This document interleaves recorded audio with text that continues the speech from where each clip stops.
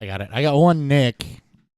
Well, I've got multiple nicks, but I only have one active, but somehow it's got multiple IP6 addresses assigned to it outside of the link local address, and I really don't know why.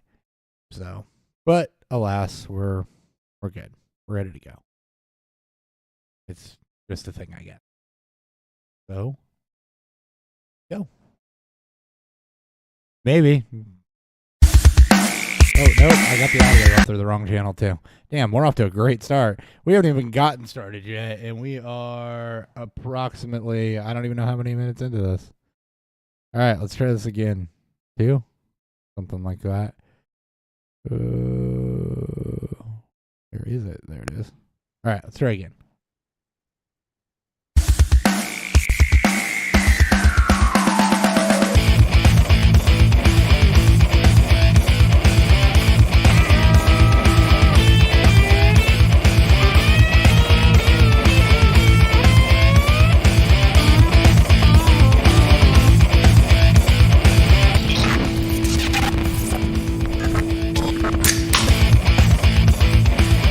Welcome to Beerfield. I am your host at Beerfield Hop, Chris Hopper with 2 Ps.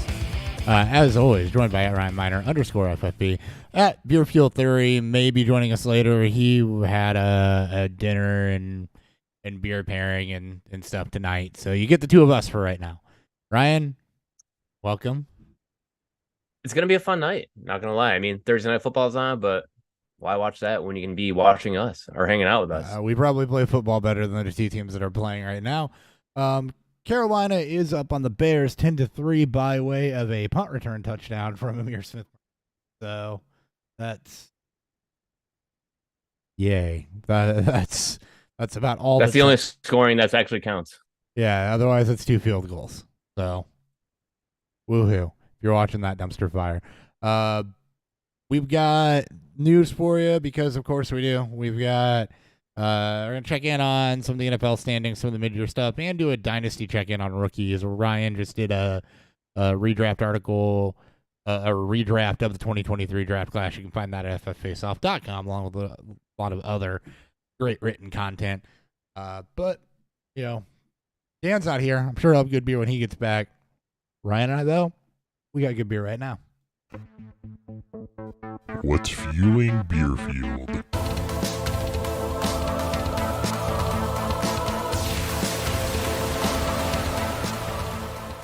Jason Kelsey in the booth on his bye week for Thursday Night Football. Yeah, he mentioned it on the New Heights that he was going to be. I haven't gotten to listen to New Heights yet. Work has been hell. I'm listening to it tomorrow while I'm brewing. Great part about podcasts, I can listen to them whenever. But exactly, making beer tomorrow, so I'll turn it on. All right now. All right. What do you got? Looks green. I have it is green. Actually, I have Arbor Brewing, which is out of Ann Arbor, Michigan. It is their Buzzsaw West Coast IPA. Nice. West Coast. So a little more malty, a little piney. I'm going more unique. This is really the only commercially available style of this beer that I'm aware of. At least it's got any form of distribution to it. I'm drinking Two Brothers Domaine du Page. So this is a Bière de Garde, which is they call it a French style country ale. It's a malty, clean, somewhat dry, somewhat higher ABVs most of the time, French ale.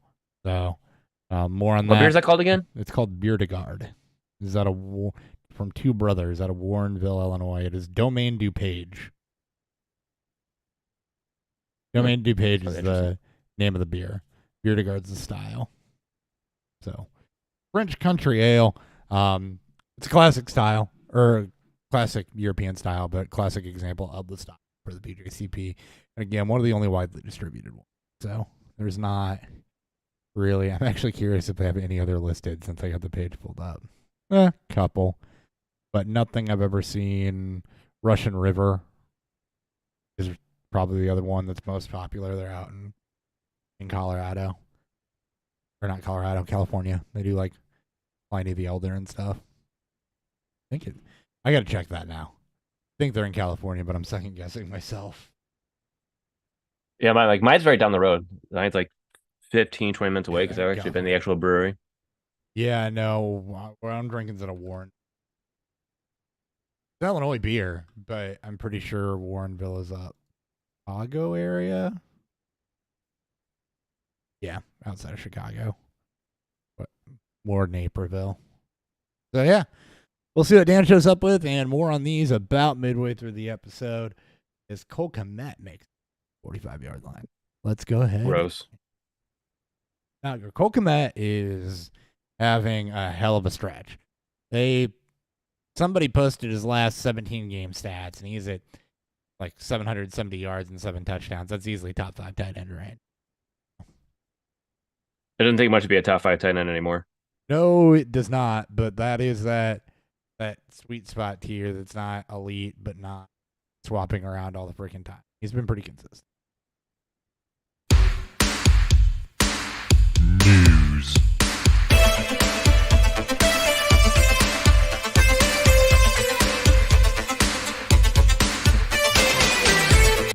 All right.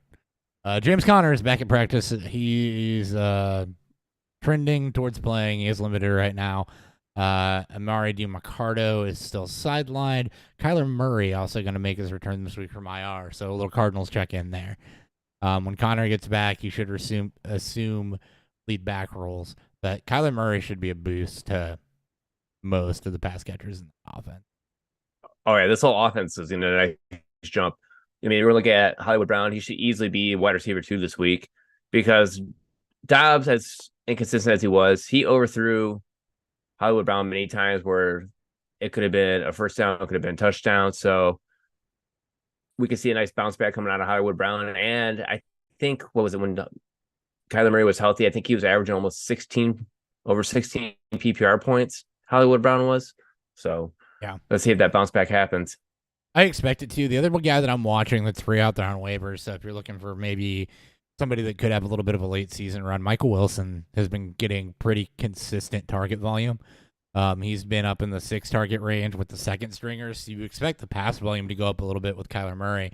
And, this is a big outside receiver that can work downfield a bit. So that's somebody I would definitely keep an eye on and maybe make a preemptive claim on if you've got the churn spot is somebody that could fall into a startable role in wide receiver 2, 3, 4 flex type range throughout the back part of the season. I'd expect to see a little bit. He's been getting. And another one to look at too is Trey McBride. Yeah, Trey McBride, the tight end, has also been taking steps in the right direction. So, a couple guys in that offense that should see a boost into relevance with Murray back. But they've had the snap share, they've had the targets, they just haven't necessarily had the QB performance. Sorry. Or the winning record. I mean, they're like one of the best 1-8 teams I've ever seen. Yeah, right. So part of why I wanted to do like division standings check-ins and stuff, because there are some teams that, like the Cardinals, I was like, how have they only won 1 game? Because there's a lot made about how well Josh Dobbs is playing with them, and we saw him, really, really put in a gutsy performance for the Vikings last. Yeah, out of nowhere. And like 1% of maybe like fantasy managers started them because those people either forgot or they quit playing fantasy football for the year. So congratulations to them on getting it. Yeah. Well, but also he wasn't supposed to start. He wasn't supposed to play. He'd been in town for 3 days. Jaron Hall got hurt, and he's a rocket scientist, man. He knows it all. Yeah. I mean, there was no reason to. So fantasy managers did that, but it was fun to watch. It was one of the more fun things to keep an eye on. Another level of fun, actually. Not that Kayami Fairbairn's hurt, but Dare Ogunbowale kicking off and kicking field goals. They did sign Matt Amendola, who will take over the kicker duties this week with Fairbairn not even practicing right now. But always fun when you get to watch a position player kick. He wasn't bad at it. No, he actually nailed one, like right down the center, I think it was, wasn't it? Yeah, from 29. And, they pointed out that, they lost that game basically by what would have been the difference in extra points in the field goal they didn't kick. I almost think after watching him kick that one, maybe they should have. Just let him kick. I would just let it go. Yeah. What do you have to lose? Right. I mean, if your I mean, maybe they didn't feel this way, but I think your percentage is higher letting him kick from 35, given how the fact that he had room from 29 than you are, But anyway, for 37 or whatever, I mean, let him kick it. Let him try to pooch one through. Exactly. But let's have some fun with it. Yeah. Anyway, can't do anything about that. But yeah, there's your kicker news. Bengals, Jamar Chase has a back injury. The next is going to require some monitoring. He took a hard hit against the Bills and says he's going to play, but there was a lot of ifs and uncertainties about how much. His statement is feeling better, so that's definitely a monitor situation. T. Higgins will not be playing. So Tyler Boyd, Trenton Irwin are the next two up in that offense. Trenton Irwin, I think, saw the majority of the work after Higgins went down. Even majority of the target volume. And who's the other? Oh, that's Hudson. I'm trying to see what other. Maybe the other rookies will make it. And then what's that guy's name? Gosh, Yoshivas? Yes. Yeah. Andrea Ivocevic, and then Charlie Jones, maybe. That would be fun. Bengals always seem to have people like that. I just want That just come out of nowhere. Yeah, I want that to happen. Damian Pierce is going to miss another game, so Devin Singletary will start there. Drake London is fully back at practice for Taylor Heineke, another guy that should see a boost with the quarterback change. Unfortunately, you didn't get to realize that last week, but the way Heineke played, I would definitely expect London. David Montgomery is back practicing in full. Go ahead. I know you had some thoughts on this last week. On David Montgomery? Sorry, everything broke up. My internet connection just went down. You froze, and then you were talking 100 miles a minute, and I'm like, huh? Oops. What the heck's going on with my computer right now? Oddball. But about David Montgomery coming back, yeah, I love it. And Jahmyr Gibbs can take a step back. People have to understand that. Yes, he had those two good games, but let's remember last year when Jamal Williams went out and DeAndre Swift had his good games too. It's the same thing. The Lions are going to go back to it. It's okay. David Montgomery in RB1. I'm gonna put Gibbs as a high end RB2 though. He's gonna get work, and the thing with his skill set is that he's efficient enough to live off of that. Really, I mean, if he's getting 12 to 15 touches a game, he can live off of that. Oh yeah, especially the pass catching ability he has. Yeah, and mind you, even when Montgomery was out, Craig Reynolds was still making a huge impact too on the running back touches. Right. Yeah, he wasn't doing as much efficient with them, but he was still getting 10 to 12. So I just see Gibbs getting the majority of that now. Yeah, and that's totally fine for a flex with RB2 upside, given his home run ability. Yep. And his ability to make people miss. They're just don't freak out too much about that, but don't fade Montgomery too hard either. No, because people are going to look at his stats and say, Gibbs had 18 less carries, yet he has 14 more rushing yards, but 4 less rushing touchdowns. So don't look too much into that, because Montgomery is definitely that boost that they need, especially on the goal line. Because Gibbs can push it in, but it's just hard for him to push it in the way Montgomery can. Indeed. Tyrod Taylor said his rib injury is not season-ending, but Daniel Jones' knee injury is definitely season-ending. That's a torn ACL for Daniel Jones. The Giants signed Matt Barkley to their active roster, Jacob Eason to the practice squad. So, and Tommy DeVito to start, at least for now. I feel so bad for everyone who was excited to get Tommy DeVito right now, because I watched him play and I'm like, oh my gosh. It's I'd rather have Daniel Jones on one leg than Tommy DeVito. No, I would too. Tommy DeVito's terrible.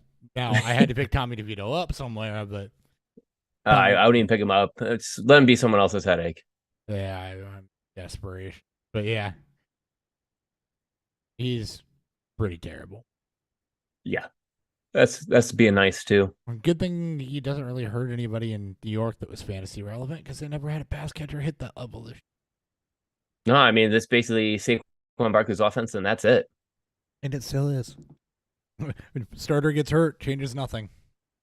Nope. Justin Jefferson, his practice window is open. However, no date for his return. Not expected to play this week. Maybe next week for him. KJ Osborne not practicing with a concussion, so Brandon Powell's going to assume wide receiver 2 duties behind Jordan Addison in that offense. With Josh Dobbs at the helm, I would assume. And then you also heard too that what the heck's his name? God damn, everything keeps slipping my mind right now. Oh, TJ Hawkinson has that abdomen rib injury still, so it's still kind of bugging him. So could he take a little bit of a step back this week?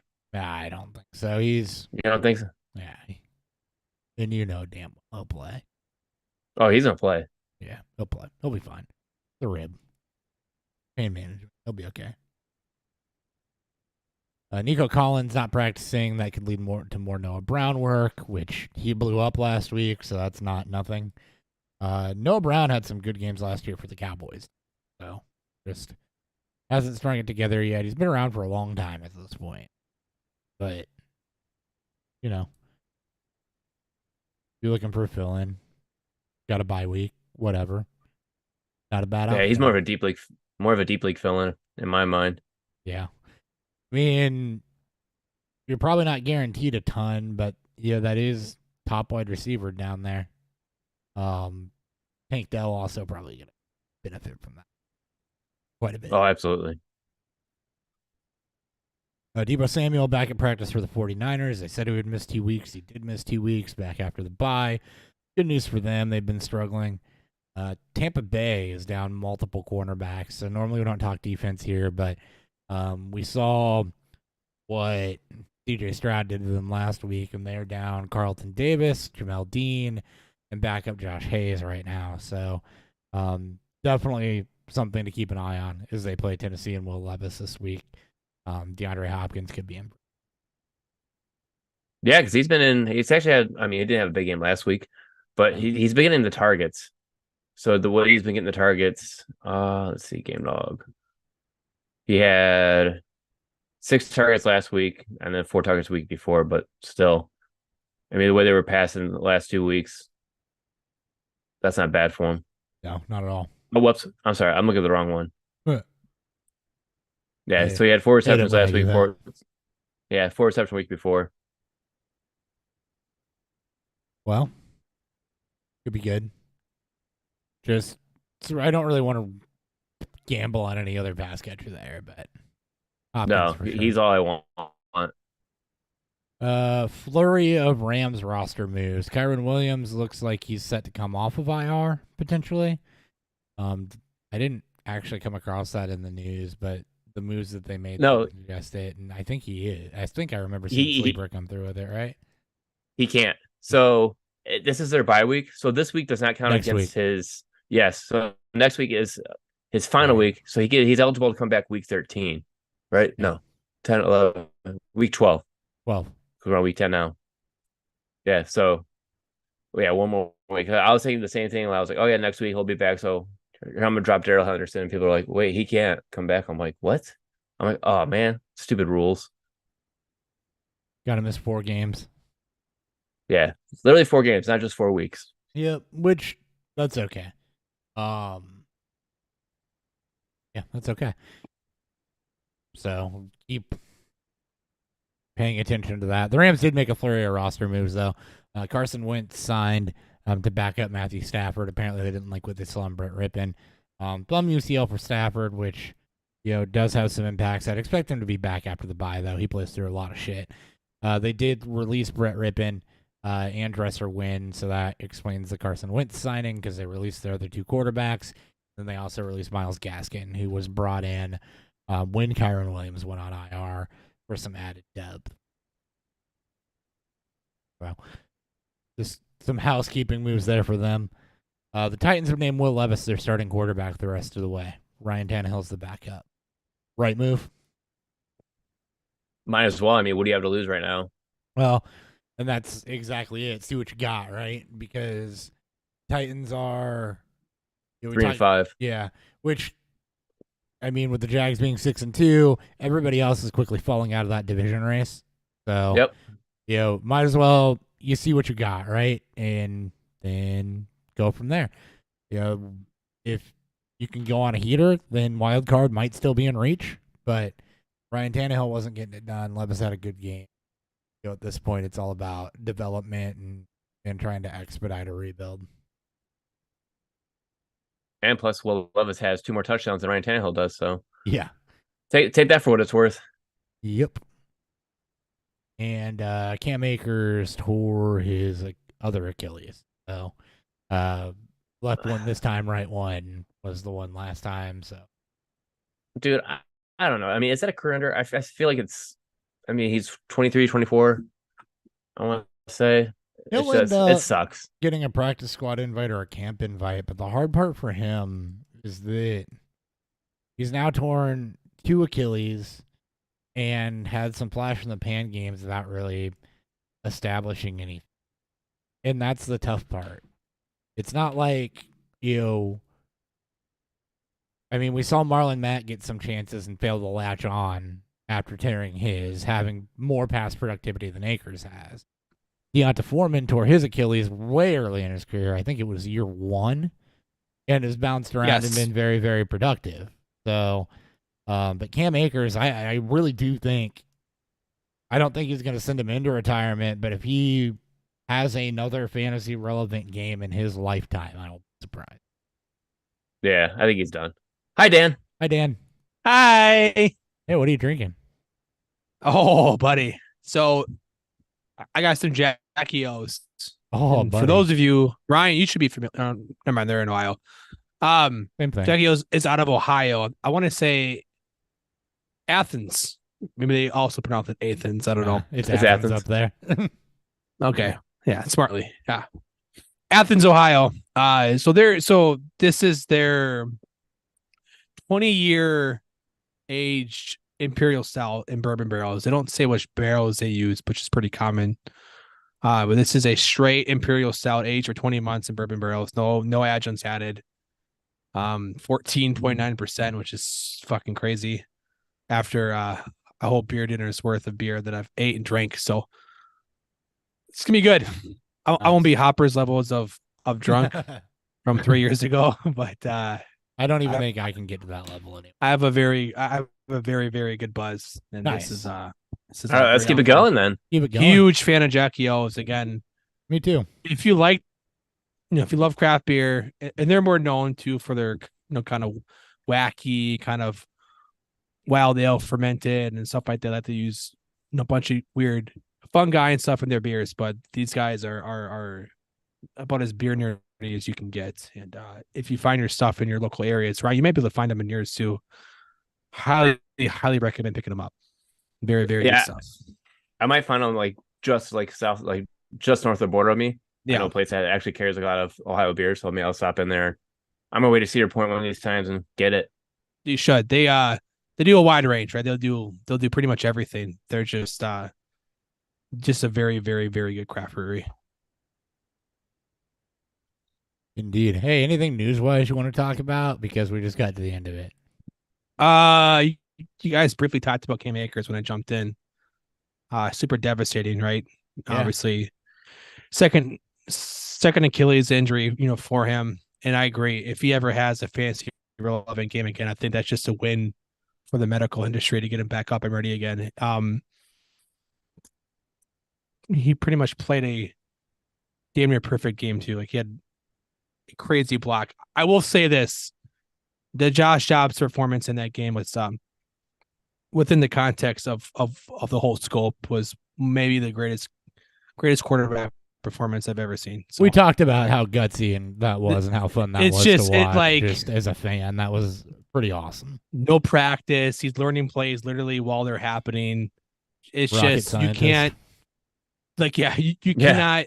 That's it's so unbelievable to think about just how impossible that would be for most people. Not when you're a rocket scientist. In his position. Yeah, right. He is new Ryan Fitzpatrick, right? He's the new super smart, bridge quarterback that's going to be in the league for a long time just because he can do stuff like this. So he maybe wishes that maybe Ryan Fitzpatrick wishes he was the Josh Dobbs with the NFL right now and walk right in. If he can have a Fitzpatrick career, that'd be great for him. Yeah. This is almost like, Baker did this last year too with the Rams, right? He joined the Rams midweek and played Thursday night and did a comeback victory against the Jets. But And he actually practiced with the ones. And doubling back on that has to be one of the reasons that the Rams were enticing to Carson Wentz when they came calling, because if McVay can get him back on track, we don't know that Stafford's going to miss any meaningful time or give him a chance to start or anything like that, but it immediately improves their backup quarterback situation, and it puts him with a coach that already has one high-round draft pick reclamation project who's playing good football this year after leaving LA. Yeah, there's a lot to be said for for quarterbacks that can take to a playbook quickly, right? There's a very important spot for those guys, especially mid-season, in-season. So yeah. Otherwise, I don't think there's any other big news, right? Not really. Kyler coming off IR, Levis taking over for Tannehill, and that was and the Giants maybe we were wrong on the Levis, worst I guess. situation ever. I don't know if we were wrong on Levis yet. I think it's still too early. You got one good game, I know, pretty meh game, and he's going to go up against Tampa Bay down 3 of their top cornerbacks right now. So it's he looks a lot more ready. Like he looks a lot more. Like I expected him to be a lot more erratic. Yeah, which I guess you can give to coaching for sure. Yeah, but that falls a lot on Levis too. He's in a good coaching infrastructure with Vrabel. Yeah, plus they just throw him in the lineup too. Yeah, it's the anti-Bears where they're just actively tanking. I feel like they're driving now, which is good. Hey, yes. Either way, we win tonight. That's all I'm saying. Yeah. This is the 101 Super Bowl, I guess. Yeah, we can't lose. We literally can't lose this game. Yeah, both picks. It's like me and what would be the better outcome? Like, would them losing be the better outcome? To keep them more in line, because the Giants are going to probably tank. Them losing without Daniel Jones for the rest of the year. Them losing is the better outcome to me, because the Bears already have that second win with Daniel Jones out the rest of the year, and the Cardinals at 1-8 right now. I'd prefer to keep the Panthers at 1 win. There's no way that the Cardinals are going to at least win a couple games with Murray. Right. So Giants are 2-7, Panthers are 1-7, Cardinals are 1-8. Anybody else? Giants may not win another game for the year. Patriots are 2-7. So I guess either way. The Giants are going to win a game that they shouldn't win. That's what's going to happen. They'll win. Yeah, they'll beat the Jets again, or they'll win some improbable game against the Dolphins or Patriots. It's just some field goal game of field goals. It's some it's some AFC East, bullshit. Josh Allen throws 6 interceptions or something. Yeah, that one I could see. Bears are gonna win another game or two here as well too. Once they do, Fields is back. They should, so they should. Yeah. Well, that's if they let him play or not. Well, we'll see. They should. They should. I like the Tyson Bagent story, and I think he is generally executing the offense pretty well. There's another reception for Cole Kmet. Yep. But he doesn't have the athletic prowess. It's just he's definitely making the most of his opportunity. Like I think he has earned himself an opportunity to be a bridge quarterback. Yeah. Yep. At some point. Like he is a pure backup. Yeah. Heineke. He's one hell of a backup too. Yeah. There's some Heineke to his game for sure. There's some there's some Minshew-esque like things, right? He can run, he can throw. Good timing. He's probably smart. Yeah, he's got tattoos. Like he's good. He's fine. He'll be good. Yeah. He'll be okay. I mean, he's a rookie undrafted pick who doesn't look lost as a backup quarterback in the league, and just did a hell of a job avoiding a strip sack. I'm obviously a little bit behind, but I mean, easily could have been a fumble there. Yeah. All right. And plus, didn't he stand out at the Senior Bowl? If I'm correct, he stood at the Senior Bowl. He was a UDFA D2 quarterback, but he completely dominated D2. And the skills he's showing now are what showed up on film. So I mean, like everything checks out to where like, okay, I think they don't have a franchise quarterback here, but you definitely got a very good backup quarterback here that could be a journeyman bridge quarterback in the future, a lot like Heineke or Case Keenum was, or some of those guys. Fitzpatrick. So anyway, Anything else there before we jump into? I won't do the beer review just yet. So, anything else on the news? No. Okay. Not off the top of my Cool. head. Anybody have trades to talk about? I have none. I have nothing good. No, we're in trade deadline mode, right? We're in the Yes. maybe early part of it, week 10. Yeah, like some people, like I have some leagues that start today or start this week. You Other got a leagues league? end next week. The most exciting I did was Gus Edwards for a 2025 third. So that's the most. Could exciting. almost Way to got a get it. second for him after his week. He's been good Way the to last get- 2 weeks. I could have, but I tried that the week before, and I know. wasn't necessarily getting bites on that. So Cap actually messaged me when I did that and was like, I wanted to make sure that wasn't a kid or anything like that, that you're really doing that. And I'm like, dude, I'm a rebuilding team that's on the upswing. Wide receivers are there. Quarterbacks are there. Running backs are the last thing you fill in. Edwards is a 28-year-old running back that isn't going to do Yeah. anything for me. Yep. And this is knowing your league, right? It's an IDP league with what I feel are benches that are about 4 spots too short that does 6-round drafts. I will be asking for extended benches again this year. I want extended benches because if you're going to do a 6-round draft, your bench can't be that short. Because quite honestly, with the picks that I have, because I have them stacked right now, if I can't move up, I'm passing on things because I'm not dropping players just to accommodate draft picks. You were where I was last year when I was basically where you were. And I Yeah. was planning on being in the same spot this year until I got the Hurts and Jefferson trade, and I completely changed my trajectory. And obviously getting, Breeze and ETN and stuff like that helped. But it's shallow benches should not be a thing in Dynasty. No, they need No. they need to add 3 to 4 bench spots and probably drop 2 rounds off the rookie draft. Yes, I'm gonna absolutely. ask for 3. I'm fine with 6 if we can just extend the benches. Yeah. I get why, right? That's 72 players with ID, with the full IDP, but I probably agree. I think at least one round would be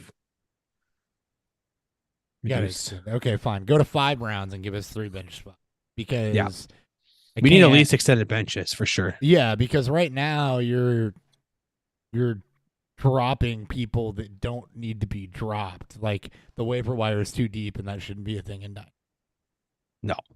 No, should be No. super thin. I don't think I have any other. I've had a bunch of trade offers, but nothing to I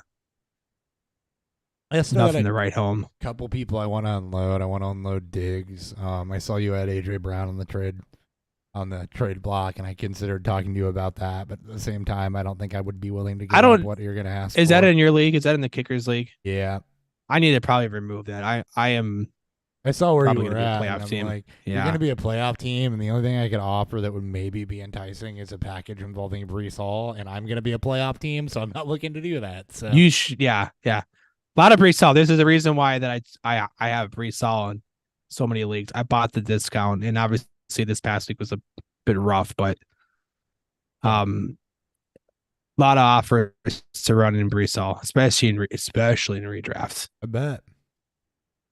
Yeah, redraft. What am I doing? I got a question this week that's like, all right, I'm 3-6. What do I do? Find your best player and trade them for lottery tickets, my man.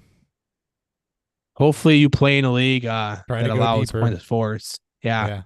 Or Yeah. if it's keeper dynasty, then just move off of players that won't have the value next year. Yep. Just move off your 1-year rentals for This is why I'm third, second, or first. This is why I'm an advocate for playoff spots for points for though too. I love it. It's my favorite. 1000% agree. Although I looked Until I at my, lose, and then I get pissed. although I looked at my dynasty league right now, and actually that wouldn't do a damn. That rule doesn't do a damn thing. The way the standings are at the moment. The But it 6 works team, for some fine. leagues. the 6 team is the 6th highest scoring team. So That means Is that that me? means something's going Is that right. me? I don't think it was. I don't know if I'm the 6th. I think I'm the 5th. It is here. I'll tell you. Morgan's on a high streak again, just coming for his Mor- repeat. Yeah, Morgan's on a hot streak, which he's the one. He got in and won because of that rule last year. Yeah, it's a good rule. And again, he always likes to. He'll ask me, he goes, man, my team sucks, man. I don't know what I don't know what I should do. I'm like, how about just fucking wait and see what happens. Yeah, because your team doesn't suck. It is no, it's not me. I'm just outside of that spot. No, it is Dan Snow. Yeah, it's Snow. I'm 20 points below him in Yeah. a rough week because this is like by apocalypse right now. It is. And The Chris is right on my Eagles, the ass. Chiefs. Yeah, it I'm is. by. Yeah, it's a rough week. This week and last week were terrible for that. But yeah, actually, Morgan would be most in danger of getting bounced if he were to fall in this spot. Who's Bass Ventura 43? That is Steve Miller, buddy of mine. I Yeah, met he has- from my cousin. He's has- 9-0. Yeah, he has the least points scored against him. That's why he's 9-0. Well, He also is scoring the most points in the league right now. yeah. I'm It's only 11 points behind I'm just him saying, in he's points, also- and I'm 7-2. He's also the highest scoring team. He's And I've had 100 more points scored on me than he has. yeah, no. That's really gonna suck when I beat you next week, pick- isn't it? You pick better opponents, Ryan. God. Actually, I got to run against both of you in that league. I got you this week, Dan, and Ryan next week, and just I have more points scored against me than you, Ryan. Even if you win, Chris, I'll still be ahead of you because based on points. I don't know that Because I'm up after by We got a 2 wow. weeks. It's what week 15's the playoffs? Yeah, you'll be. Oh, I know. I that's what I do. I drink and I know things. Okay. Hey, you don't know that I'm not gonna. All right, outscore you Tyrion. by 100 and some odd points over the next 2 weeks. I am gonna kick the living shit out of your team. Don't worry. Yeah. Actually, I won't. Yeah, My I can't players get will. a little shit. Ryan, what are you drinking for your beer? You seem feisty. It's a West Coast IPA. Are you shot? West- West Coast. Look at you. Mm. Growing up from hazy to West Coast. There you And go. it's a Is it from local one, Founders? Is it No. from Founders too? Okay, good. Arbor Brewing. Okay. Harbor. Out of Local, right? Ypsilanti. Local. Yeah. Oh, very local. I've got a Domaine That's DuPage, the best. by the way. Ooh, two brothers. Yeah, little bearded guard. Getting weird. Little in beard. here. Yeah. Getting weird. All right, I want to talk surprise Good teams real stuff. quick. Surprise teams. Yeah, let's go division by division. Just a little bit because I haven't checked in on this at all. AFC East right now. I think my most surprising thing here is that the Bills are hovering right around 500. I'm honestly not shocked. I don't think they've drafted well at Particularly all. Well, yeah. And their lack of a number 2 receiving option until this year with Kincaid. Well, Their defense has aged out a bit. Kincaid, Shakir's been actually coming on the last week or two. He's is kind finding of his a more footing. They have a lot reliable of slot 3s guy. and 4s. There's no real 2 to Diggs. Davis. No. They had an opportunity to get many twos also, and they passed up They on did. all of them every time. Every time. It's 'cause They they got got Gabe pissed that Davis. they. Yeah, well, he's not a 2 though. He's a 2. He's not a 2. He's Some a 3. weeks. How many points But did just he saying- score last week? How many 0. scores did he score the 2 weeks before that? Probably more than 0. I more, hope so. more than 0. He's actually been like more. I don't know. I think he's only really had one. He's been a lot more floor, which is up your alley, but he's not been the Gabe Davis of known. But then again, throwing the goose egg on Sunday night, Oh, that was gross. that was so rough. pissed. That was I that's not needed good. that too. That whole game was gross, but that's The really, 2 in that offense is Kincaid. He's Yeah. become the real 2. in that and with offense. Knox out, he's had a chance to fly on that. And yeah, I take that back. Davis has had one good game in the last 4. So It's his role is his role. Like but it does come down to just he's one of the them best YOLO whiffing on some of these plays. important picks. One- Yeah, one of like the it's a best great YOLO offense. plays you can make. He has value. And Josh Allen, like he'll have those games where it all clicks, right? He had you will live and die by Josh Allen. Like that's who he is. And it's a very difficult division too. Outside of the Patriots, the Jets remain competitive because their defense is fucking amazing. How they have 500 teams is what blows my mind with. How can I say this defense. with respect, but Robert Saleh has done an absolutely atrocious job in replacing the quarterback. Like, how can you go into the last couple of like week 3 or 4 with Zach Will? Like, how have you not tried to bring somebody else in or trade for somebody? Like I get that Rodgers is potentially coming back because of his remarkable recovery, which should make even more sense to try to trade for someone to be a better replacement and not waste his defense, not waste, Garrett Will. Like, Have you seen Salah's face? it's I mean, I feel like when the camera puts on him, he's like it, crying. it's shocking to me. Like, I get you want to stick to Wilson, I get that, but like this is one of the best defenses in the league. Like they're that fucking good, and you just piss it away almost with Wilson. Fair enough. I don't know. mean, other than the Chiefs and the Ravens and the Browns, they're Browns have pretty- good defense too. pretty well allowing the fewest points in the AFC. So there you go. Absolutely 5 points. Jaguars are right with Yeah. them. So It's not as bad as the Broncos last year.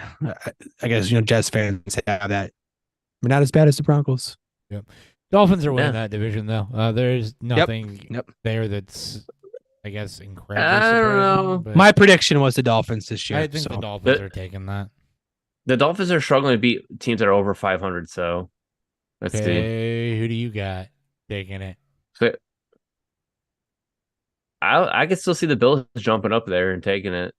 It's gonna be I a can fun see them ride. struggling. Yeah, it's gonna be a very fun. Probably fun down the stretch. Okay, they can but probably- Yeah, they were Yeah, they can beat the Raiders. they were my AFC pick for the Super Bowl. Was the Dolphins? I think they're still going to. I mean, they're going to struggle at the Jets just because of that defense. They got the Commanders, so it's going to be it could be a shootout. The Titans in Week 14, the Jets again in Week 15, Dallas in Week 16, and then Baltimore Week 17. Well, if they go out So of you can that almost stretch see- winning a bunch of games, they're gonna look really fucking good to go to the playoffs. Yeah, they And will. then end it with the Ravens Buffalo Bills. Ravens also look extremely fucking good right now. So The Bills, though, Yeah, have the- the Eagles, Chiefs, Cowboys, Chargers, and the Dolphins again on their remaining schedule. Is tough teams schedule. are playing. The Bills have a much harder schedule. Rest They of also have the that way. first place schedule from last year. You Yeah. know, just it's money's on the Dolphins, but that's why the AFC is so tough, right? It's A lot of good teams. When it's all the lottery teams when it's on the everywhere. Dolphins, but don't be surprised if it's Look at the Jets. AFC North; they're all above 500, They are. right? Are they? Yeah. Yeah, right. Yeah, they Yeah. should be. Yep, 3 5-3s, and then the Ravens. It's 7-2. Fucking how is Pittsburgh?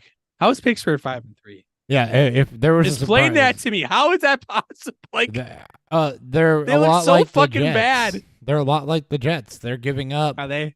They are No points. giving up more points than they're scoring, but somehow they're Who have they played? They they're beat the winning Ravens. ugly. I know that. so they have played.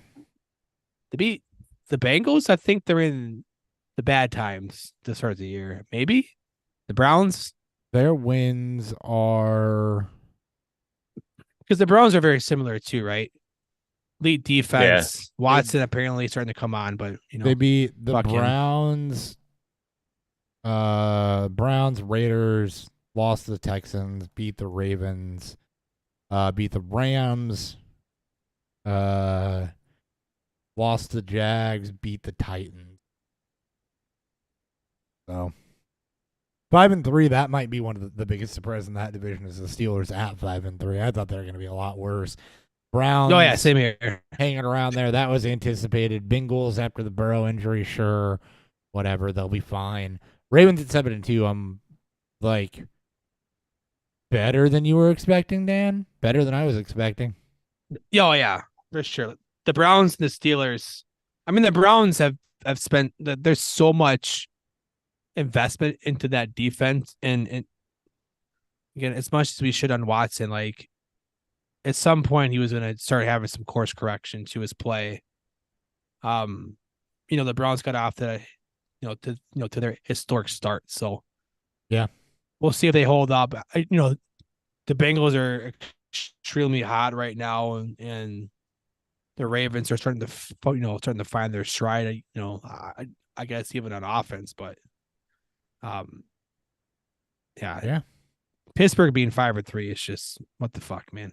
And the Ravens allowed the least amount of points so far too, at 124, which leads the league. That's why they're Yeah. they're where they're at. And then, is sanity checks this, but the eye test says that step been a little quiet, but the eye test says that step everybody was expecting Lamar to take is a passer. He's taken. He's at 253 attempts already on the season, pacing for easily his highest pass attempts of his career.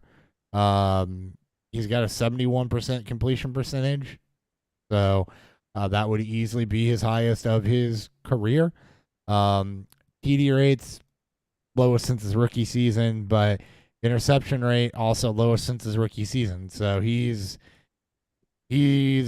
taken some steps as a passer like we were anticipating he would, and without really having a breakout receiver yet. Pass yards per game, second highest in his career right now. Second highest quarterback rating of his career behind his MVP season. Like he's doing some nice things is a passer. And I think that's also helping them, right? That's why they made the OC change. You wanted him to develop a little bit there. He's not been nearly as banged up. He's trending still for about 160 rushes and 800 and some odd yards, which is still really, really good. Like he's having, it's not the heights of his MVP season, but I think it's the most solid season that we've seen from Lamar all around. If that makes sense. It's a more efficient season. Yeah, he's not throwing as many interceptions. He's a not lot fumbling. more well-rounded. You can definitely tell, like, if you watch the games, you can definitely tell that he's matured and he wants to rush to extend the pocket, to extend the play out more. And it's those little moments, right? They have the best receiving core they've had in a very long time with a healthy Odell and Bateman and Flowers and Andrews. It's just, the defense has always been young, healthy, and very energetic and just very aggressive. That's been their style for the longest of times. And if it all clicks and stays and remains the same, they're going to be a very difficult team to beat. Like they pair up well against any style of team that they'll play, and we'll see if it makes something happen or not. Yeah, man, just look what they did against the Lions. Yeah, that's just Lions are also on the right path. They're just a very young team. Yeah, and the thing with them is that if they can get, with Andrews and Flowers, and they can get Odell healthy and going like he started to, kind of like we saw last week, then they're as dangerous as anybody with that defense, because they can match up with Kansas City and potentially Miami and Buffalo and Cincy, and we've seen what Lamar can do to keep up and break a game open. I mean, they're sneaky dangerous. I don't think anybody expected them to be 7-2. I think people perceived the defense was going to be worse, and it didn't end up happening that way. And I mean, they're tied with the Chiefs for best record in the AFC right now. And they've almost looked like the better team. The Chiefs, their defense has been fucking phenomenal. Like they have carried the struggle of that offense, which is so alarming to me. Yeah, that the Chiefs didn't want to make a play for any. They traded or they brought back Emiko Harmon. Like that was their only move to help improve that offense, and that's shocking to me because of how good that team could be if they found just some consistency there. Yeah, alongside Kelsey. Like it's not like Rocky Rice. He's been good, right? He's been fine, but he's not playing enough snaps. Not explosive. Yeah, right.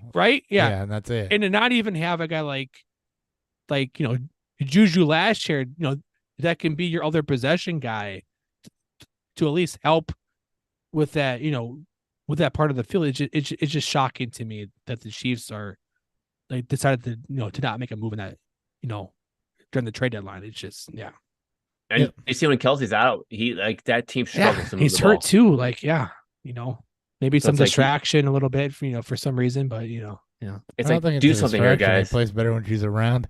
I But right, yeah. Maybe that's why he needs that But distraction there.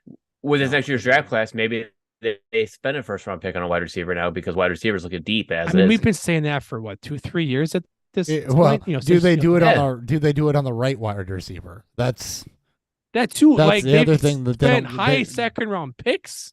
That's the other thing And they don't guys- get enough flack for is they've spent second rounders on receivers, but the guys that they've done it on, The wrong ones. are not. They chose Sky Overall. Moore over Pickens. They Right. I forgot who they took over Rice over, but like they've made some decisions that has not been great, and maybe like the Bills, they're starting to see some of the problems in that when you're not finding these guys to help Mahomes out. Right, and I think that's the case. Now Mahomes is doing a really good job of spreading the ball around. But Oh that's- yeah, he's But he's Mahomes. we've seen it the last few years. You got to have somebody you can pepper with targets. So Yeah. it it can't be just Kelsey at 35 years old. Yeah. AFC South, Jags are 6-2. I don't think that's a surprise. I think a lot of people expected them to be the best team in that division. I think what's more surprising is that the Texans and Colts are both actually still hovering right around 500. Texans especially. D'Amico Ryans has done a really good job there. Yeah. So they're taking steps. The right Jags direction. were my dark horse once for the AFC. Yep. And maybe I'm not too far off from that. It looked a little rough to start the year when the team was struggling, but the Texans, I think, is the most shocking. The Colts, right? Not so much, but especially with the loss of Richardson, but the Texans, as you mentioned with Ryan's there, it's been incredible. Stroud's Stroud's great. been even better than what I thought he'd be. Like we were all very high on Stroud, so that's not shocking there, but he has looked very fucking comfortable, Too comfortable. and he's played 9 games. Like Ryan's too comfortable. Like he's and He has he's that throwing the veteran ball to outlook. he's throwing the ball to Nico Ryans and Tank Dell respectively. Tank Dell's been great, but he's not throwing to these Nico these big Collins, not name Nico guys. Ryans. He's not throwing Yeah. it to me yet. Not yet. Nico Ryans. I mean, he has 14 touchdowns and 1 interception on the season. I mean, come on. Freaking nuts. He is insane. He's been good. just don't fuck it up, I guess, Houston. Yep. NFC side of things going a little bit faster with this. I think I don't know that there's a lot of surprises in the NFC. The Saints at 5-4, but we kind of knew the NFC South was going to be a dumpster fire. The Lions at 6-2. I think we all saw them. A lot of us saw them trending upward. The Bears at 2-7, I think, are worse than a lot of us thought they were going to be in the offseason with some of the improvements that they made. But I can say the Vikings just given. Yeah. I thought the Vikings were going to be worse. I thought they'd be better, but I also didn't think they would be. They start the year out 0-3. At 5-4, I think they're about. I mean, but it's how they got there, right? Two Yeah. off, but I Yeah. mean, the overall record is not too off of where I thought they were. I thought it'd be better. I thought they beat the Bucks. The Chargers could be, Bucks are better crapshoot. than a lot of us thought they were going to be, though. Too. true. They have been. I mean, they're 3-5. And but- every loss was a was a 1-score game that was a 50-50. If it wasn't for the turnovers, it'd be probably better. We'll say this Bears defense tonight with their They- second they- with looks good. actually with literally their secondary back, just with Yeah. their secondary back looks a lot better because Jalen Johnson's been the only member of the secondary that's been healthy over the last 4 weeks. Oh, The Bears have some fun pieces. You get the right coach in there. Yeah. And I'll be interested. I'm very interested to see what they do with their picks. If they're going to reset the QB contract or build their own fields, like I don't think it's a foregone conclusion that Fields is done. I don't think so. Not yet. I don't think so either. I Right. think there's probably a stronger chance than not, but I think just I think he's based on done. how the records are there, I can definitely see them deciding to build with him. He's been hurt. He'll have his scapegoat. It's the same shit we'll see all over, in the off season. But I will forever stand Justin Fields. So Indeed. All right. Let's do a beer review and then let's talk the rookies. Cheer. We kind of got into thread a little bit, so let's do it. What's fueling Beerfield?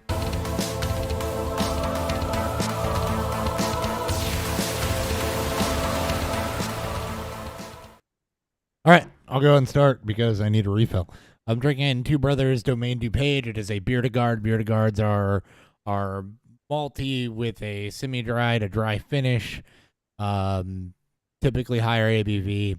And this is a classic example, and I would say it is a classic example. It's damn good. It's got a slight perception of alcohol at 6.6%, but nothing that's too harsh at all. It's not overly sweet, but you definitely get maybe just a slight caramel, more breadiness and slight toastiness on the malt character. Not a ton of hop character other than bittering.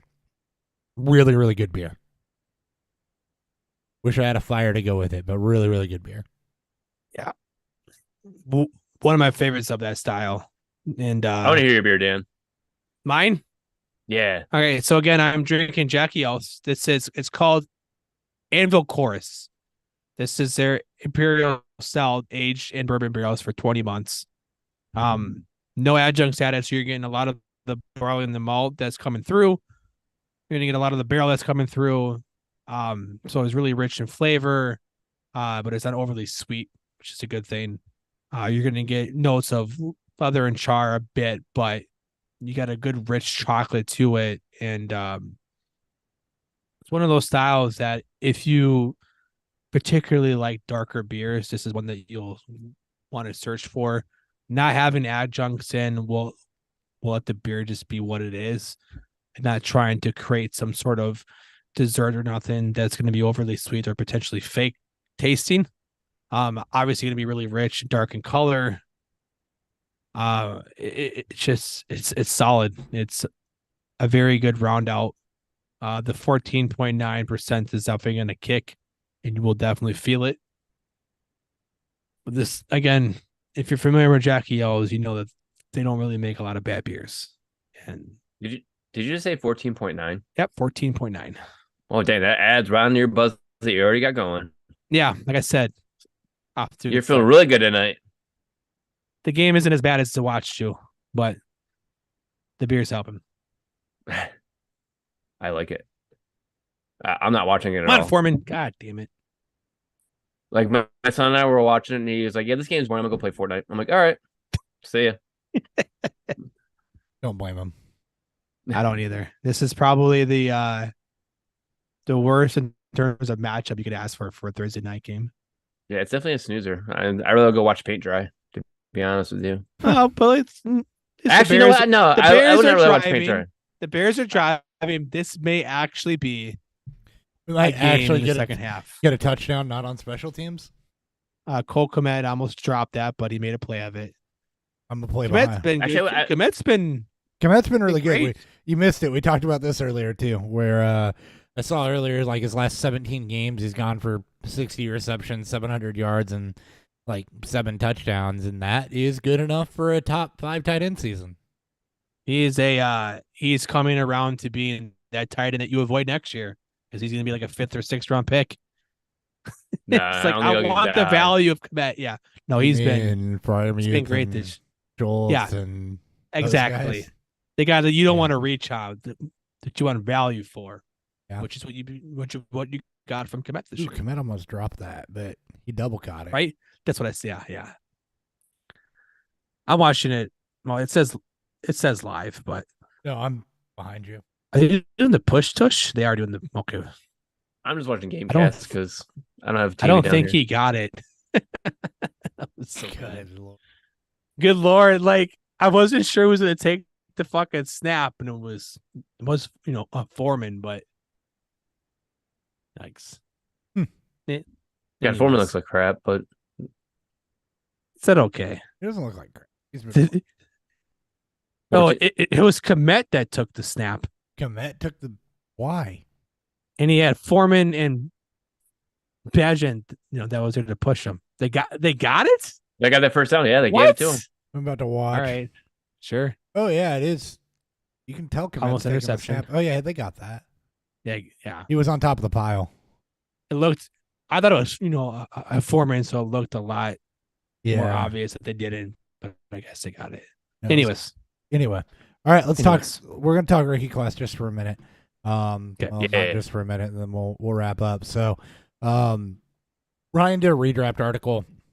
I kind of like the way that's done. So, starting with quarterbacks, just would you take them and where they were at, and then if not, where would you put them in the class? So, Bryce Young, 101. I would not take Bryce Young at the 101. I think that, there's still hope here. He doesn't have a lot of help around him receiver-wise or anything like that. But the way that C.J. Stroud has performed, there's no question that he would be the 101 in this class, I think. Stroud was always my 101 I know for the it was. NFL. We're going by the NFL draft standing. Yeah. And Yeah. I think I still think Young would be a top 5 pick. I think so As you too. said, Hopper, that the Panthers have given him absolutely nothing. The offensive line was supposed to be a strong point, one of the worst in the league. They have no receiving option. Touchdown, Foreman. Great touchdown by Foreman. His only help has been, Thielen. That's it. That's it. No, it's been bad, and he'll get a bad rap, and it is what it is, and he'll compared to Stroud because 1 and 2. Richardson would probably still go ahead of him though, I think, but he's also been hurt. Yeah. For the majority of the year. No, he's out for the rest of the year. So who knows? I think you could argue those two in any order, and then I think you would still have Levis behind it. I think the biggest jump here is that Stroud goes to 101. Then you have Young or Richardson in order, Levis behind that. And then I think as you go further down and look at these other guys, we haven't seen Hendon Hooker. Probably won't. Or Jake Canner, Stetson Bennett being away from the Rams. That was always a reach to begin with. Aiden O'Connell with the Raiders. He's looked. He's looked better than Jimmy, which is not saying much, but well, I think O'Connell, he was a 4th round pick. I don't know if you bump him up into the 3rd round where Hooker went, but was he a 4th rounder? He was a 4th rounder, 33rd. Then never pick. mind. So, I don't know. What do you do with I think one game's jury's still out, but I think he's fine in the I 3rd thought he round. was like a 6th rounder. That's why he was a 4th. Okay. So I think that you keep him right there. Clayton Tune, DTR, 1 game apiece, didn't look great, but earned a look at least as 5th rounders. You're fine with that. You got a half quarter of Jaron Hall. I think the other big change to the quarterback class is Tyson Bagent's drafted if you're redrafting today. Probably as a 4th. Oh, absolutely. He's probably a 4th rounder, right? Early day 3. Levis is probably, I think, a 1st rounder instead of a very early second. Yeah. Second. I think he probably goes where Pickett went last year in the early 20s. Yep. And rightfully so. I think what we could be talking about at the end of the year is probably him being a top 10 pick. Mm-hmm. Just because of the of the upside, which is something that we all knew we had. It's just the between the years and everything else still remains to be seen. But he's looked a lot more polished than I thought he would look at this point. I think so too. And quite honestly, first 10 games into their careers, I think that I don't Shroud band. My God. I think this quarterback class has been about what we expected it to be. 21. This looks like what the 21 class was. Should have been looking like. This is I think this is better than what I thought it'd be. To be honest. Yeah. I thought this was supposed to be what the 21 class is supposed to be, which has been a dumpster fire in my opinion. Absolute garbage. Yes. Yeah, especially the hype around it. This has been a very, very good class so far. Quarterback class has been solid, led by C.J. Stroud, but it's been solid. Bryce Young's not been phenomenal, but the performances of Levis and Richardson and guys like O'Connell, Bajent further down the line have been. Yeah. You're going to find a lot more, I think, long-term. Yeah. Play for sure. All right, running backs. Bijan's not a first rounder. It's not his fault, No. dude. I'm telling. Arthur Smith hates us. Arthur Smith hates plays. I think Hopper's got a point, and Hopper's always been quietly mum on Bijan, but Arthur Smith's comments about the whole situation and trying to justify the draft capital they spent on him, it's first off, no running back should be a first round pick. I will be 1000% very transparent about it. No running back should be a first round pick. Yeah. It's not Bijan's fault that he was a top 8 pick. It's not. No, and Gibbs was a top 15. Or that he hasn't been used, but everyone annoyed He was him. a top 12. He was top 12. Annoyed at the Dynasty RB1, and I think very few people would agree that he is that right now. No, he's not. But he's him and Gibbs both should be in the second round given how they've been used. I don't know that I flip-flop the spots yet because I would like to see Bijan get a real chance before I do that. I think Gibbs has been more productive. I think the big thing that changes here is that A-Chain is, more upper third into the second round over like a Charbonnet. I think he's in the best. It's like he's in a dream location too. Yeah, he couldn't perfect landing spot. He couldn't have landed better. Yeah. And beyond that, this class has been kind of disappointing. I mean, you haven't gotten. Gibbs has been good when given an opportunity and looked like the best of the bunch, probably. Bijan's been solid. Hasn't really been given the opportunity. Other than that, Charbonnet has been in purgatory. Miller's not. Nobody's ran away with the second running back job in New Orleans, and Spears is getting snap count, but there's really nothing else in this class that's taken off yet. Ryan, has there been any rumblings out of Detroit about Montgomery's role after the Gibbs kind of blew up the last couple of weeks? We talked about this in the intro. We think it's going to be the same. Okay, it's gonna go. Back I would agree too. Yeah, back to what it was. And that's again another problem with. Again, it's not Gibbs or Robinson's fault, right? It's the team's fault for drafting them as high as they have and not utilize them in the way that we think that they should, just based off of what we know about first round picks, right? Gibbs should be used more, but the Lions are 6-2. Like how much they've been very successful. And my argument earlier was that you can give Gibbs 12 touches a game and he can be flexed RB2 valuable because of how explosive he is in the receiving ability.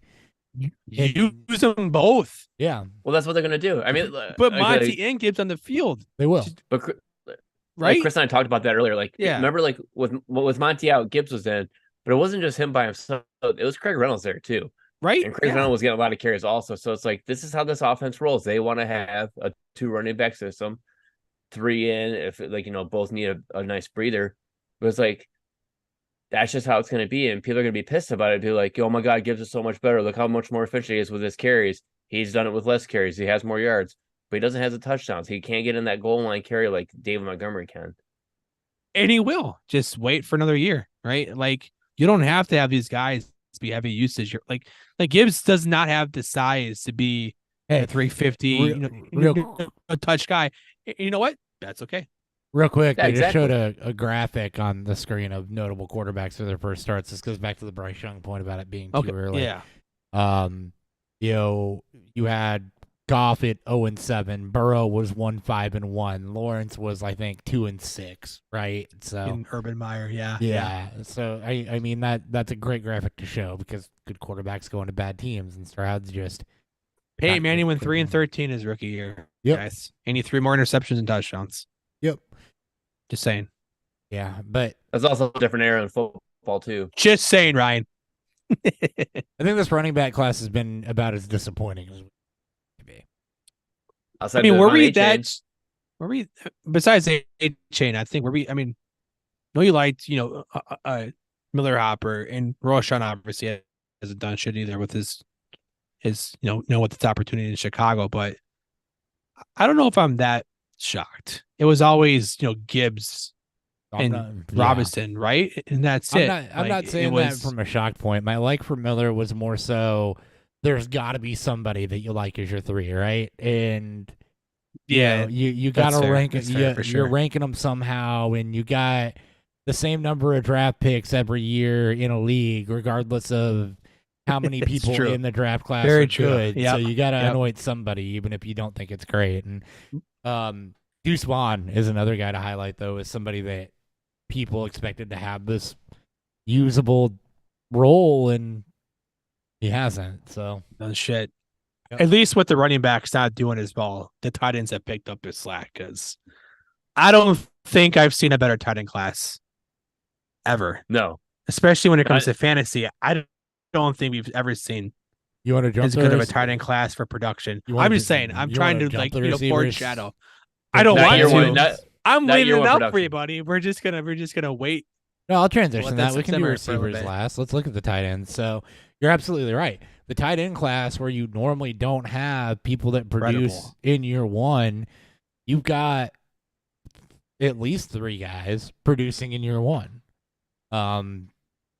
Dalton Kincaid, who I think was consensus 1 by the end of the process, has done everything you would want to see in Dawson Knox's absence and been on the field when Knox is around. Sam Laporta has been, I mean, people were expecting ID won in Dynasty, baby. But he's been way better than I think you could have even imagined if you liked him in year 1, if you're being realistic about tight end expectations. I agree. Michael Mayer's been all right, and Luke Musgrave's the other guy in Green Bay who's made some noise. So, this is a class that, right now you've got 4 guys potentially that look like they're decent and relevant, and it's an infusion that was needed. And then you've got some other guys like Schoonmaker that started hurt, that could come on in the years to come. Like, this was an athletic tight end class that was a real strength of the draft, and they've performed. 1,000%. It's been just amazing, right? If it's it started out with Laporta, then as you mentioned, Hopper, with with Knox getting banged up, and Kincaid has been just as efficient and a floor performance with good ceiling to him. And you got Michael Mayer potentially out there, with the Raiders. It's what we needed from disappointing classes from before, from the 17 class to the 19 class. We're finally getting that tight end renaissance that we've been fucking aching for. Yeah. Yep. 100%. And then with Cole Kmet breaking out, and you are going to get some of that, right? Every year we talk about it could be 3 or 4 years before tight ends hit, and you've got, Evan Ingram was a second team breakout, right? And look at Cade Otton right now. Greg Olsen, way back. Cade Otton, Greg Olsen, way back when. Johnny Smith right now is like third team. God damn you, fucking Arthur Smith, man. Having a great run. Never mind Kyle Pitts, but Taysom Hill. Fuck Taysom Hill. But yeah, Taysom Hill. He's the same guy every year, Ryan. Throws some touchdowns. No, he steals all the rushing touchdowns. He's different this year. He's built different. He's built differently. He's on a hot streak. Not a pro Taysom Hill show. Not at all. Read the room. Well, this guy is not a pro Saints room. I don't read rooms. I just come in and say what I want. Ryan's like, I'm too poor to read. Yeah. Let's see. Njoku's has been solid. We've gotten some good. He's been a guy. Yeah, he's been a guy, which sometimes that's fine. Throw that. Hey, he's also overcome a lot too. Just given his off season, its own problems. Well, Dalton Schultz has proven to be not just Cowboys material. Schultz, the rise of Stroud. Obviously, it's going to make things great. By the way, did you see that video I sent Dan about? Because they're showing him on TV about Tyson Bagent's father. Yes. Oh yeah. I thought it was his brother. So no, but either way, it's badass. incredible, man. Like Bagent is going to be just a legend because of his dad and because of his sleeve, I guess. His dad's just hanging out arm wrestling people on the side of NFL Today or whatever. He's like, I don't give a fuck. Yeah. Yeah. My son's doing things that are incredible. I'm gonna go arm wrestle the wide receiver coach. Against all the nice. They're showing his wins.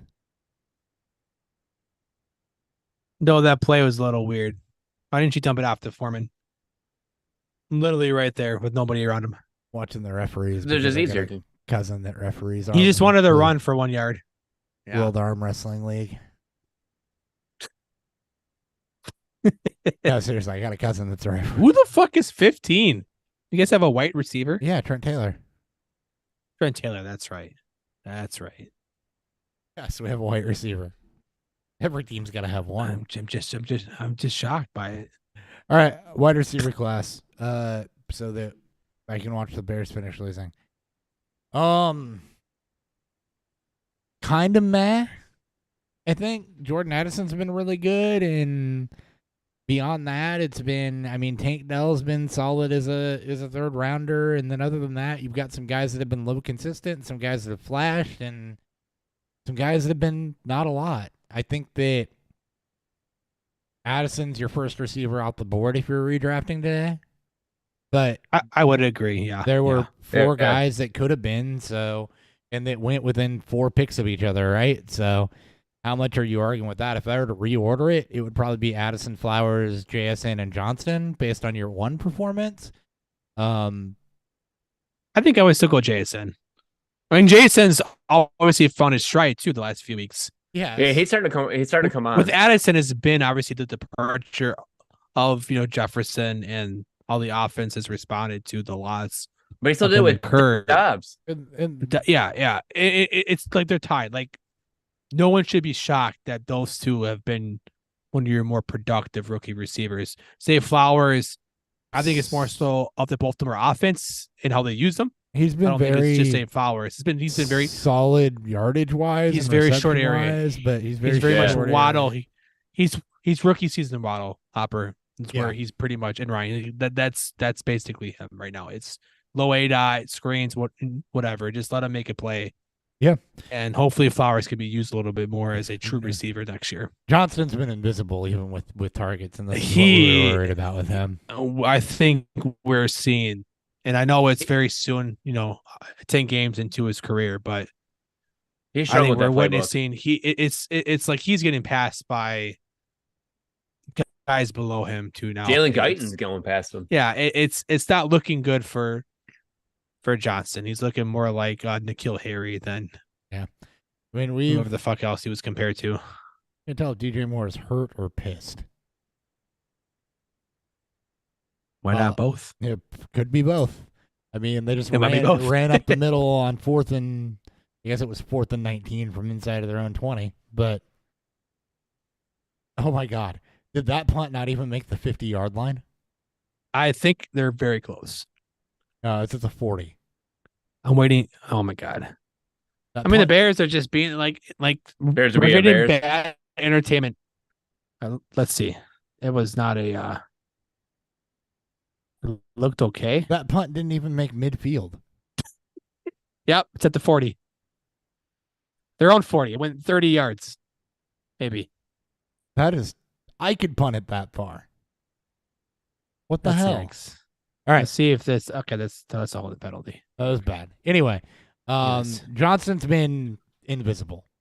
I think that Not good. you can make an argument to have him back in that second, third round area based on his year one performance behind, Jaden Reed, Rashi Rice, Mims, the Tank Dell, but ahead of like Hyatt and Tillman on talent alone. Josh Downs, I think, is probably your biggest riser right. I would Oh, agree. he's massive. Probably. I would agree completely. He would have been. He would be easily up into the early part of the second round on his performance. Yeah.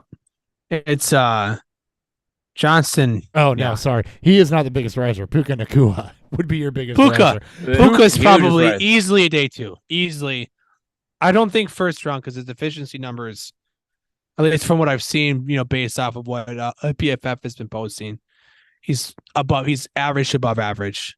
I think, but I think he's a very solid 2. He should go where Cup probably would have gone, which would be low second round pick, which is still very good. I mean, honestly, you look at the guys that were in the second round. It was Mingo, Reed, Rashee Rice. I have no problem. Because I think Mingo you'd drop if you were to redo this. I have no problem taking him around where Reed and Rice went in that mid-second round. Do you think any of these receivers should have been a first rounder? I get it, right? Jordan Addison has been a very good number 2. Jason's been a very good number 2. Probably could be a 1. But none of these guys had a true upside. I mean, like your best receivers was just undersized 2s. It's a passing league, and you're still gonna have teams try to get. They went late first, which is probably what they should have gone in the first place. I think. Yeah. If I were redoing it, Addison and JSN are still late first. Flowers is probably a high second. Yeah. Johnston's probably down in the third, and I think Mingo's down in the third or the fourth. Mingo and Johnson are a lot closer. Yeah. I think they're both. I'm fine with taking a chance on those late second, just because of the athletic ability and do you trust your coaching staff to, coach him up, which is effectively not happening now, right? Yeah. You're not getting like Johnson, can't run a route for shit. Yep. It's on him, but it's also on your coaching staff for not trying to make him better. Puka Nacua is the lowest drafted wide receiver here that gets a bump, and I think he easily gets bumped up into the second for me. Given the fact that you had Marvin Mims there and Rashee Rice. Tank Dell probably goes up around into the second, back in second. I think that the second and third round is where these wide receivers should have been concentrated. I think you should have seen a push there for, Flowers should have been a second. Johnson maybe a low third right now to coach him up. Downs should have been up higher in the second. Reed, Rice, Dell, like they've all shown some good stuff. Like you've got fantasy relevant pieces here. I don't think you have the superstar, all-star wide receiver 1, Justin Jefferson, which we're gonna Jamar get. Chase, or anything in this class, and you weren't gonna get it. So no. I mentioned earlier another shout out to Michael Wilson in the third, who's I think not done anything to hurt himself either, staying right on that and should elevate a bit with Tyler back. And I think there's a huge drop off. Just like there was in the draft after that talent. Nobody, other than Nacua, beyond that third round, with Michael Wilson going at the very end, has done much yet. Darius Davis has gotten a little bit of run, but nobody's really done anything down beyond that. We'll see what Cedric Tillman will do with his opportunity now in Cleveland with the trade of DBJ, but he had 1 target. This past week, so you can't really say much. Hyde's in just a very bad situation in New York, and it sure is a lot of day 2 talent.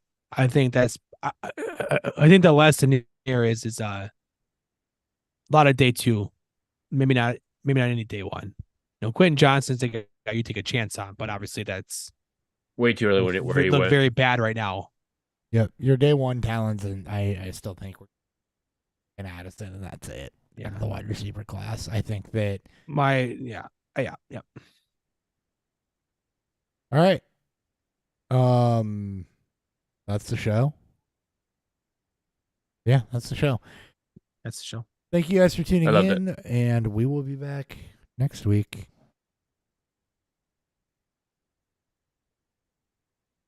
Looking forward to it. Got me out of things I didn't want to do.